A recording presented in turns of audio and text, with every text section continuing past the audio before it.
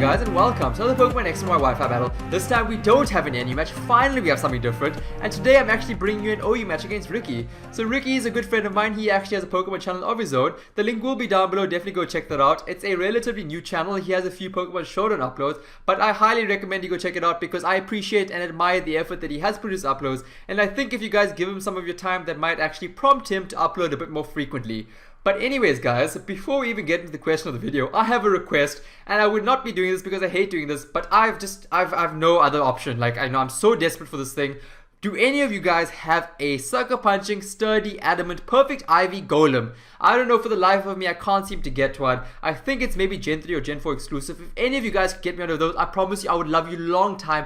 I'm so desperate, I would probably even send you nudes. I mean, like, even if that's like what you're into, like, you know, just let me know. But guys, the question of today, I mean, it's more to do with this game here, Super Smash Bros. Focus, bitch, focus, focus. There we go, nice and clean. So are you guys as hyped for the game as you were when it came out initially? Honestly, for me, I haven't played this game much, but that all changed today. I mean, honestly, I played a Smash session with Tyler, Mr. Fantastico, and let me tell you, that reignited the passion, the desire that I had for this game. It was fantastic. I enjoyed it so much. So that's what I'm going to lead on to right now. I want you to comment down below if you are interested in having any Smash sessions with me. Leave your Skype name down below. I will add you to a Smash group that I'll create, and from that we can actually coordinate battles, and then maybe I'll actually, you know, if it's a 4-player thing, I might maybe upload that to YouTube. Who knows? I think it'll be a lot of fun. So do that. Comment down below with your Skype name if you're keen. Anyways, let's look at the team. So I've got Neumann, Excadrill, Alakazam, Greninja, Tyranitar, Staraptor. He's got a Staraptor, Weezing, Latias, the Bisharp, Manectric, and the Quagsire. So, wow, we both have Staraptors. This is going to be fairly interesting. But I decided to lead off with my Neumann because I predicted the Staraptor coming out. And you know what? Then I could actually scout out and find out whether he is Choice Scarfed or Choice Banded. And you know what, 80% of the time they are Choice Scarfed, but you know what, that 20% of the time that they are Choice Banded, that tends to catch me off guard far too often. So he is Choice Scarfed, which is fantastic, that's good to know, and I actually predicted a U-turn, and that was actually very, very risky to do, but I should have actually seen this Bisharp coming in. I mean, if I'm going to play risky, I need to play risky consistently and actually go for the Flamethrower, expecting his Bisharp to come in, and I decided to just kind of play it safe and go for the Draco Meteor. Hardly does anything to it. This thing completely eats it up, and he actually goes straight for the Pursuit, obviously capitalizing on the fact that I am at a -2 and I'm going to switch out.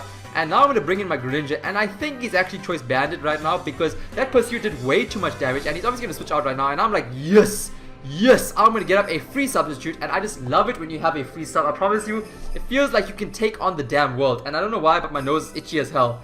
But now he brings in his Latias, and I'm like, alright, this is fine. I'm going to be able to go for the Protein Activated Life Orbed Ice Beam, which is going to do a dick ton of damage to this thing. I mean, it looks like it's going to be a 2-hit KO, and he decides to stay in and break my sub, go for the Dragon Pulse, which is fine. I'm okay with that.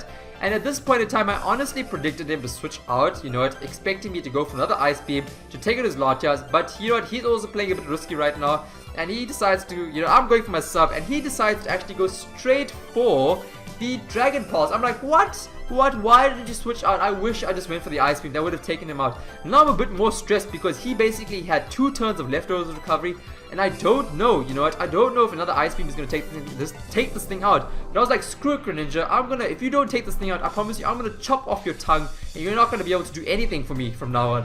But, you know what, Greninja comes through when I need him. He gets, I think, that maximum roll, and I'm able to take out the Latias, a huge threat, and that is fantastic. So now he brings in the Staraptor, and I'm not too upset right now because I'm willing to let my Greninja go. Greninja, the main objective for Greninja this game was to take out the Latias because it is so bulky. I don't really think I have anything else to hit that thing hard with. But yeah, I did actually predict the U-turn as well, and now I'm going to be able to actually gain momentum on his switch. And he brings in the Weezing, and I'm like, alright, let me go to my Neumann. I'm going to be able to go for the lovely Air Slash. Maybe get a flinch, who knows, but it should be a clean 2-hit KO. Lovely. But he decides to go for the Woolworths. I guess possibly expecting me. Maybe he doesn't have anything to hit me with, you know. Maybe he only has a Flamethrower. Maybe he doesn't even have the Sludge Bomb. And I don't think if a Flamethrower would even take me out. So now I'm going to switch out because, you know what, I have basically one more turn with Neumann to go for a very, very powerful Draco Meteor later on in the game. You know what, it's always nice to keep that in the bag. And I go straight to Excadrill, you know what, and now he's going to switch out, you know. He's not doing too good right now. He goes straight into his Bisharp, and he's like, this is not the matchup that he wants, you know. Excadrill and the Bisharp, you're not going anywhere. But I knew he's probably going to switch out, which is why I decided to go for the Startrox. Getting those up, definitely useful, especially on the Staraptor coming in and out. You know, I'm going to be able to limit the number of switch-ins that thing has. And now I just go straight into my Staraptor, expecting an Earthquake, which is what he does go for, which is fantastic. And now I just go for the double edge just to see how much damage this thing is gonna do. And you know what? Wow, it does way more than I had expected, but he goes straight for the recover.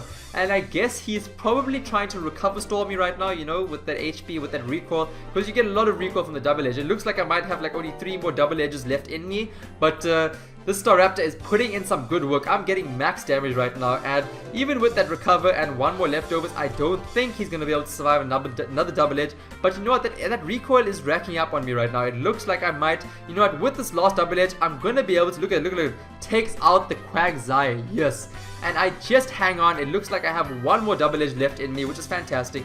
Now, this was a bit of a questionable play. I think it was a misclick, I don't know. But I have encountered people that like to bluff a Choice Scarf on a Manectric, and that actually catches me off guard quite a few times. But anyways, I think it was a misclick, and it doesn't really affect the outcome of the game anyways, because you'll see why later on.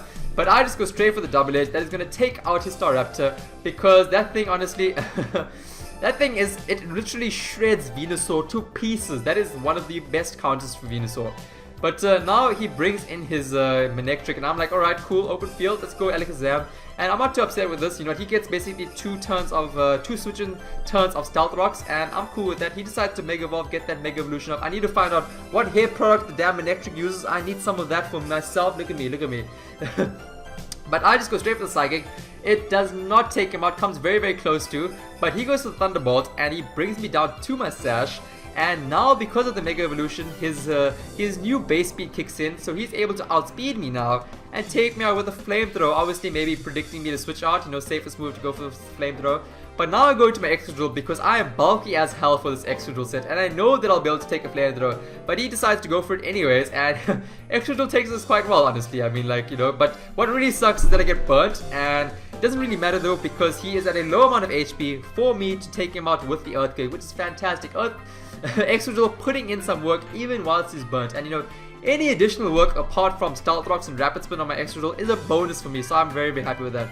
So now he decides to bring in his Sponsored, his B-Sharp, and you know what, I knew he was probably maybe going to go for a Sucker Punch, or maybe, I don't know, an Iron Head or something, but Sucker Punch is obviously the best move for him, and you know what, Excadrill did work this game. He got up the Stealth Rocks. It is time to let you go, bro. It is time to let you go.